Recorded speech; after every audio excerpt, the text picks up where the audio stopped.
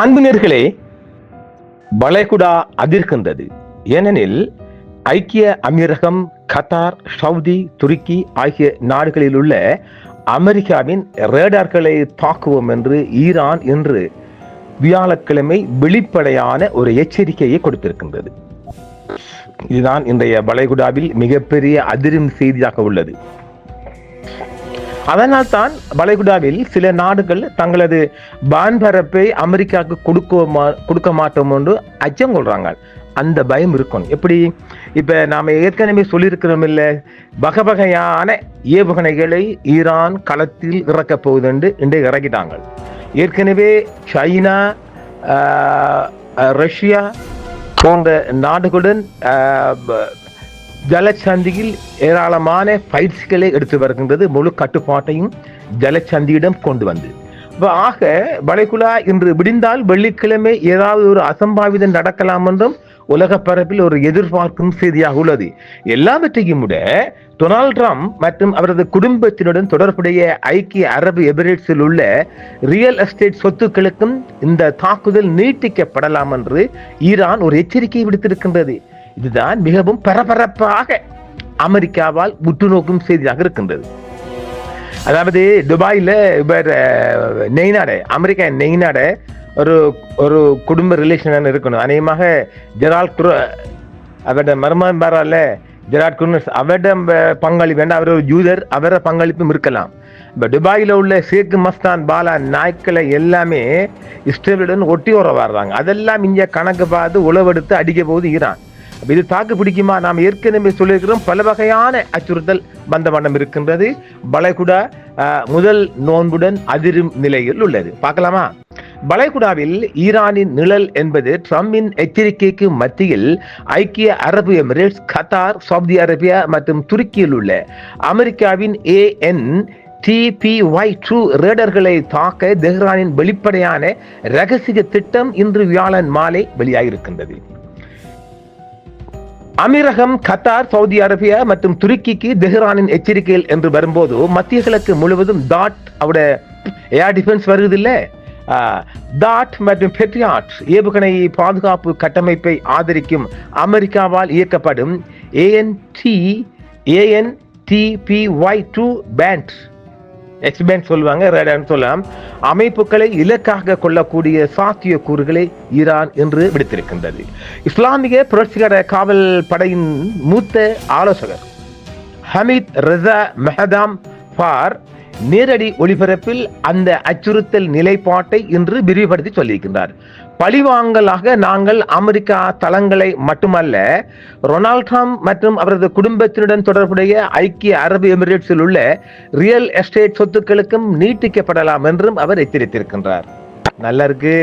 அத்தகைய நடவடிக்கை தனிப்பட்ட முறையில் அவரை பேரழிவுக்கு உட்படுத்தும் என்று கூறினார். இதன் மூலம் ராணுவ தடுப்பு அரசியல் சமங்கியுடன் சிக்கல் கலக்கப்படும் சொல்றார். ஒரு சிக்கல் கொடுத்துட்டாங்க. ஜனவரி 28 அன்று ஜனாதிபதி டொனால்ட் ட்ரம்ப் ஈரானிய சூழ்நிலைகளை நோக்கி பாரிய போர்க்கப்பல் என்று அவர் அழைத்ததை நிறுத்துவதாக அறிவித்து ஒரு புதிய அணுசக்தி ஒப்பந்தத்திற்கான கோரிக்கைகளுக்குள் அதிகரிப்பை வடிவமைத்தார். இந்த நிலைப்பாட்டை தெஹ்ரான் ராஜதந்திர ஈடுபாட்டிற்கு பதிலாக கட்டாய அதிகரிப்பாக கருதுகிறது. பிராந்திய உளவுத்துறை அறிக்கைகள் மேலும் அமெரிக்க தாக்குதல்கள் நடந்தால் ரேடார் நிறுவல்கள் உட்பட அமெரிக்க சொத்துக்களை குறிவைக்கும் நோக்கத்தை தெஹ்ரான், கத்தார் மற்றும் சவுதி அரேபியாவிற்கு முறையாக தெரிவித்துள்ளதாக குறிப்பிடுகின்றன. அதாவது எங்க மீது நீங்க தாக்குதல் அமெரிக்கா தொடுக்குமானால் நாங்க உங்களுக்கு அடிப்போம் என்று எல்லா நாட்டுக்கும் சொல்லியாச்சு. இது ராஜதந்திரம். இது நல்லா இருக்கு. நாங்க அடிப்போம் அடிக்கிறது தான். ஈரான் தோஹா மற்றும் ரியாத்தை அந்த நாடுகளில் உள்ள அமெரிக்க இலக்குகளுக்கு எதிராக பதிலடி கொடுக்கும் என்று வெளிப்படையாக எச்சரித்துள்ளது. அதாவது இது மிகப்பெரிய எச்சரிக்கை, ஒரு முன்னறிவித்தலும் சொல்லலாமே. இந்த சூழலில் ANTPY-2 ரேடார்கள் வெறும் கண்காணிப்பு அமைப்புகளை மட்டுமல்ல, terminal high altitude area defence மற்றும் பெட்ரியாட் பேட்டரிகள் பாலிஸ்டிக் அச்சுறுத்தல்களை இடைமறிக்க உதவும் அடிப்படை சென்சார்களையும் குறைக்கின்றன. அதாவது அவற்றின் இழப்பு ஈரானிய ஏவுகணை திறன்களுக்கும் வளைகுடாவை தளமாக கொண்ட தற்காப்பு நெட்வொர்க்குகளுக்கும் இடையிலான மூலோபாய சமநிலை அடிப்படையில் வடிவமைக்கும் என்று சொல்லப்படுகின்றது. டாட் கட்டமைப்பை ஆதரிக்கும் ANTPY-2 ரேடார்கள் மத்திய கிழக்கு முழுவதும் மூலோபாய ரீதியாக நிலைநிறுத்தப்பட்டுள்ளன. கத்தாரில் உள்ள அல் உதைத் விமான தளம் உட்பட இந்த அமைப்பு ஈரானிய பாலிஸ்டிக் ஏவுகணை ஏவுதல்களுக்கு எதிராக உயர் தெளிவுத்துடன் கண்காணிப்பு தரவை வழங்குகிறது. வளைகுடா முழுவதும் அமெரிக்க படைகள், நட்பு ராணுவ நிறுவனங்கள் மற்றும் முக்கியமான எரிசக்தி கட்டமைப்பை பாதுகாக்க டாட் மற்றும் பெட்ரியாட் ஏர் டிஃபென்ஸ் சிஸ்டம் பேட்டரிகளை ஒருங்கிணைக்கும் அடுக்கு ஏவுகணை பாதுகாப்பு வலையமைப்பின் ஒரு பகுதியாக ஐக்கிய அரபு எமிரேட்ஸ் மற்றும் சவுதி அரேபியாவில் கூடுதல் ANTPY-2 ரேடார்கள் நிறுவப்பட்டுள்ளன. துருக்கியின் மாலத்தியா மாகாணத்தில் ஒரு முன்னோக்கி அடிப்படையிலான ANTPY-2 ரேடார் அமைந்துள்ளது. இது ஈரானிய ஏவுதள நடவடிக்கைகளை கண்காணிக்கும் நேட்டோ மற்றும் பிராந்திய கூட்டாளர்களுக்கான ஏவுகணை கண்டறிதல் காலக்கெடுவை நீட்டிக்க முன்கூட்டியே எச்சரிக்கை முறையில் செயல்படுகிறது. வளைகுடாவிற்கு அப்பால் அமெரிக்கா இஸ்ரேல் ஒரு ANTPY-2 ரேடாரை இயக்குகிறது. இஸ்ரேலின் அடுக்கு ஏவுகணை பாதுகாப்பு கட்டமைப்பை மேம்படுத்துகிறது மற்றும் நீண்ட தூர பாலிஸ்டிக் அச்சுறுத்தல்களுக்கு எதிராக பிராந்திய முன்கூட்டியே எச்சரிக்கை கவரேஜையும் பங்களிக்கிறது. அதிகரித்த பிராந்திய பதட்டம் உள்ள காலங்களில் ஜோர்டானில் நிலைநிறுத்தங்களுடன் ANTPY-2 ரேடார் திறனும் தொடர்புடையது என்றும் அமெரிக்க படை பாதுகாப்பை வலுப்படுத்துகிறது மற்றும் 11 கேரிடார் முழுவதும் சென்சார் கவரேஜை விரிவுபடுத்துகிறது. ஜூன் 2025 அல் உதைத் விமான தளத்தின் மீது ஈரானின் பழிவாங்கும் தாக்குதல் அதன் அணுசக்தி நிலையங்கள் மீதான அமெரிக்க வான்வழி தாக்குதல்களை தொடர்ந்து தெஹ்ரான் அதிக மதிப்புள்ள அமெரிக்க நிருபர்களுக்கு எதிராக அளவீடு செய்யப்பட்ட எதிர் தாக்குதல்களில் ஈடுபட தயாராக இருப்பதை குறிக்கிறது. ஈரானுக்கு எதிராக அமெரிக்க நடவடிக்கைகளுக்கு அதன் வான்வெளியை பயன்படுத்த அனுமதிக்க மாட்டோம் என்ற ரியாத்தின் அறிவிப்பு முக்கியமான உட்கட்டமைப்பு மற்றும் எரிசக்தி வசதிகளை குறிவைத்து ஈரானிய பழிவாங்கும் பயத்திற்கு எதிரான கூட்டணி உறுதிப்பாடுகளை சமநிலைப்படுத்துகிறது.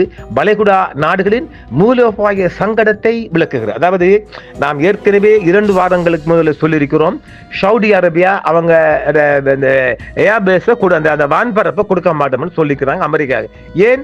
உங்களுக்கு சேதாரம்பரம் இல்லை, அதனாலதான். வேற நண்பேண்டா இறக்கம் அதெல்லாம் இல்லை. அமெரிக்கா நீ இங்க வந்துட்டு நொட்டிட்டு போனேன்னா ஈரான் அடிப்புன்னு சொல்லி கொண்டிருக்கிறான். அதனால என்ன பண்றாங்க, நாங்க இவரு அமீரகம் சொல்றாரு, பஹ்ரைன் சொல்லல, குவைத் சொல்லல, அமீரகம் சொல்லி பாப்பா என்னுடைய இந்த வான்பரப்பு நீ எடுத்துக்கொள்ளாத, தரமாட்டோம்னு சொல்லிட்டாங்க. சவுதிக்காரன்னு சொல்லி போட்டாங்க. பயத்துல வேற ஒன்றும் இல்லை, அங்கிட்டு இங்கிட்டு சொரினா டேமேஜ் ஆகும் அவங்களோட ஏனைய பகுதிகளும். துருக்கி மாலத்தியா மாகாணத்து டைப் 2 TPY-2 ரேடாரை நிறுவது கூடுதல் சிக்னலை அறிமுகப்படுத்துகிறது. ஏனெனில் அங்காரா நேட்டோ கடமைகளை வழிநடத்த வேண்டும். அதே நேரத்தில் பிராந்திய உறவுகளையும் அமெரிக்க ஏவுகணை பாதுகாப்பு முயற்சிகளுடன் ஒத்துழைப்பு தொடர்பான உள்நாட்டு அரசியல் திறன்களையும் நிர்வகிக்க வேண்டும். வாஷிங்டன் தாக்குதல்களை தொடங்கினால் வளைகுடா மண்ணில் உள்ள அமெரிக்க ராணுவ தளங்கள் தாக்கப்படும் என்று தெஹ்ரான் சிக்னல் செய்வது ஒரு தெளிவான நிபந்தனை தடுப்பு கட்டமைப்பை நிரூபிக்கிறது. இதில் பிரபல நாடுகள் அமெரிக்க, ஈரான் விரிவாக்க இயக்கவியல் மறைமுக பங்கேற்பாளர்களாக மாறும். கத்தாரில் ANTPY-2 அமெரிக்க மத்திய கட்டளை நடவடிக்கைகளுக்கான மையமான அல் உதைத் விமான தளத்தில் டாட் பயன்பாடுகளை ஆதரிக்கிறது. அதாவது அதன் அழிவு தேசிய பாதுகாப்பிற்கு அப்பால் மற்றும் தியேட்டர் லெவல் கட்டளை இலக்கவியலில் செயல்பாட்டு விளைவுகளை ஏற்படுத்தும். சவுதி அரேபியாவும் ஐக்கிய அரபு எமிரேட்ஸும் ஹவுதி ஏவுகணை மற்றும் ட்ரோன் அச்சுறுத்தல்களை எதிர்கொள்ள இதே போன்ற ரேடார் இணைக்கப்பட்ட நெட்வொர்க்குகளை நம்பியுள்ளன. TPY-2 தரவை பெட்ரியாட் மற்றும் டாட் இடைமறிப்பு வரிசைகளில் ஒருங்கிணைக்கின்றன. அவை அவற்றின் வான் மற்றும் ஏவுகணை பாதுகாப்பு நிலைப்பாட்டின் முதுகெலும்பாக அமைகின்றன. உலகளவில் சுமார் ஒரு டசன் ANTPY-2 ரேடார்கள் மட்டுமே தயாரிக்கப்படுவதால் ஒவ்வொரு நிறுவலும் ஒரு அரிதான மூலோபாய சொத்தாகும். இது மாற்று காலக்கெடுவை நீட்டிக்கிறது என்றும் ஈரானிய தாக்குதலின் மூலோபாய செலவை அதிகரிக்கிறதாகவும் சொல்லப்படுகிறது. காலியம் நைட் ரைடு தொழில்நுட்பத்தை உள்ளடக்கிய மேம்படுத்தல்கள் கண்டறிதல் உணர்வு திறனை மேம்படுத்துகின்றன. ஆனால் ஆய்வாளர்கள் ஈரானின் ஃபட்டா ஏவுகணை போன்ற ஹைப்பர்சோனிக் அச்சுறுத்தல்களுக்கு எதிரான தொடர்ச்சியான சவால்களை குறிப்பிடுகின்றனர். இது மேக் 13 மற்றும் மேக் 15 இடையில் வேகத்தை கொண்டிருக்கும். 2026ஆம் ஆண்டில் அதிகரித்து வரும் பதட்டங்களுக்கு மத்தியில் அதற்கு பதிலளிக்கும் விதமாக அமெரிக்கா கூடுதல் தாட் பேட்டரிகளை UAE, Qatar, Saudi Arabia, Jordan, Kuwait மற்றும் பஹ்ரைன் ஆகிய நாடுகளில் நிலைநிறுத்தியுள்ளது தற்போதைய நிலைமையில். இது ஈராக் போருக்கு பிறகு மிகப்பெரிய பிராந்திய வலிவூட்டல் என்று சொல்லப்படுகிறது. தாட் பேட்டரிகள் அதிக உயரத்தில் நீண்ட தூர பாலிஸ்டிக் ஏவுகணைகளை இடைமறிக்க வடிவமைக்கப்பட்டுள்ள அதே நேரத்தில் பெடியாட் அமைப்புகள் குறுகிய தூர அச்சுறுத்தல்களை எதிர்கொள்கின்றன என்று அமெரிக்க பாதுகாப்பு அதிகாரி ஒருவர் இன்று குறிப்பிட்டிருக்கின்றார். இது விதவிதமாக அமெரிக்காவில் ஒரு ஆபரேஷன் ஒன்று செய்றாங்க, பொடி ஆபரேஷன் மாதிரி. இது அடுக்கு அமைப்பின் நிரப்பு ஆனால் வரையறுக்கப்பட்ட கட்டமைப்பை விளக்குகிறது. தாட் வழக்கமான பாலிஸ்டிக் பாதைகளுக்கு எதிராக திறம்பட செயல்படும் அதே வேளையில் ஹைப்பர்சோனிக் அமைப்புகள் மற்றும் பல ஒரே நேரத்தில் ஏவுதல்களை உள்ளடக்கிய சாத்தியமான செறிவூட்டல் தாக்குதல்களிலிருந்து அதிகரித்து வரும் அழுத்தத்தை எதிர்கொள்கிறது.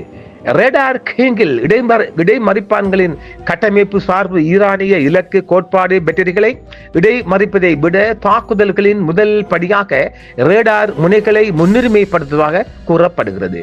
ஈரானின் விரிவடையும் ஏவுகணை ஆயுத கிடங்கு மற்றும் தடுப்பு கோட்பாடு மத்திய கிழக்கின் மிகப்பெரிய பாலிஸ்டிக் ஏவுகணை கையிருப்பு என்று பரவலாக விவரிக்கப்படும் ஒன்றை ஈரான் கொண்டுள்ளது. 2026ஆம் ஆண்டின் தொடக்கத்தில் 3000 ஏவுகணைகளை தாண்டியது. இஸ்ரேல், வளைகுடா நாடுகள் மற்றும் அமெரிக்க தளங்களை அடையும் திறன் கொண்ட 2500 கிலோமீட்டர் வரையான தூரமும் கொண்டது. முக்கிய அமைப்புகள் 2000 முதல் 2500 கிலோமீட்டர் வரையிலான வரம்பும் மணிக்கு 17000 கிலோமீட்டருக்கும் அதிகமான வேகம் கொண்ட செஜில், எமாட், காதர், ஜஹாப் 3, ஹராம், ஜஹர், கயார் மற்றும் 2023இல் வெளியிடப்பட்ட ஹைப்பர்சோனிக் ஃபட்டா 1 ஆகியவை அடங்கும். ஜூன் 2025 மோதலின் போது ஏற்பட்ட இழப்புகளை தொடர்ந்து ஈரானிய கையிருப்பு கிட்டத்தட்ட 2500 ஏவுகணையிலிருந்து 1000 முதல் 1200 வரை குறைந்துள்ளதாகவும் கூறப்படுகிறது. ஆனால் மாதத்திற்கு 300 ஏவுகணைகள் வர மதிப்பிடப்பட்ட வரையான உற்பத்திகளை மாதங்களுக்குள் 1800 முதல் 2000 வரையான ஏவுகணைகளை ஈரான் தயாரித்தும் வருகின்றதாம். இது எப்படி? கண்டம் விட்டு கண்டம் பாயும் ஏவுகணை மேம்பாட்டிற்கான கட்டுப்பாடுகளை ஈரான் நிராகரிப்பது நீண்டகால தாக்கங்களை அறிமுகப்படுத்துகிறது. ஏனெனில் சாத்தியமான ICBM திறன் மத்திய கிழக்குக்கு அப்பால் ஐரோப்பா மற்றும் சாத்தியமான அமெரிக்காவுக்கும் தடுப்பு வரம்பையும் சென்று நீடிக்கும் என்றும் சொல்லப்படுகிறது. ரிமோட் சென்சார் கியூயிங் போர்க்கள ஆழத்தை நீட்டிக்கிறது. அது அல்லாமல் பாதுகாவலர்கள் ஈடுபாடு, ஏவுதல், முடிவெடுத்தல் மற்றும் இடைமறிப்பு ஒதுக்கீட்டுக்கு தேவையான வேலைகளையும் இந்த ஏவுகணைகள் செய்கின்றது. சவுதி அரேபியா மற்றும் ஐக்கிய அரபு எமிரேட்ஸின் ஈரானுக்கு எதிரான அமெரிக்க நடவடிக்கைகளுக்கு தங்கள் வான்வெளியை அனுமதிக்க தயக்கம் காட்டுவது இந்த கணிப்பீட்டை பிரதிபலிக்கிறது என்றும் அமெரிக்காவால் சொல்லப்படுகிறது. ஏனெனில் தலைவர்கள் உள்நாட்டு பாதிப்புக்கு எதிராக கூட்டணி நம்பகத்தன்மையை ஈடுபடுகிறார்கள்.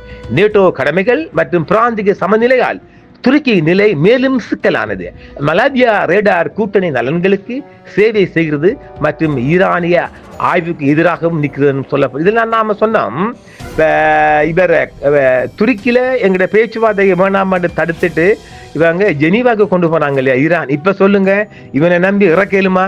எடகோன் 2 பக்கம் பாலாடுறான் நாய். அதனாலதான் ஈரான் அவர நம்பிக்கை இல்லாம தன்னதை செகண்ட் பீஸ் டாக் டேபிள ஜெனீவாக்கு நகர்த்திச்சு. சரிங்களா? ஆக இவங்களை நாடை நம்பல. அதான் ஈரான் தனியே நிக்கிறான்டா. டேய், நான் தனியே நிக்கிறேன், நீங்க வாங்க. எவனையுமே சேர்க்கல. இந்த நாய்கள் எவனையுமே நம்பல. காட்டரபிகள், படிப்பில்லாதவன்கள், படிப்பறிவில்லாதவன்களை சேர்த்துட்டு இந்த மாதிரி முட்டாளோட நின்று ஒன்றும் பண்ணல. நீங்க அமெரிக்காட காலை நக்கிக்கிட்டே இருங்கண்டு ஈரான் சொல்லிடுச்சு. அதனால ஈரான் தனியே நிக்க போறான். பார்க்கலாம் நாம் மற்றொரு காணொளி. நன்றி நேயர்களே. என்றும் உங்களுடன் சன்ரைஸ் இந்தியா டிவி சப்ஸ்கிரைப் பண்ணுங்கள், பெல் பட்டனையும் கிளிக் செய்யுங்கள். உங்கள் ஆதரவே எங்கள் சேவை. ஆதரவு தாருங்கள், அரவணைப்போம். மறக்காம சர்ப்ரைஸ் பண்ணுங்க. தேங்க்யூ.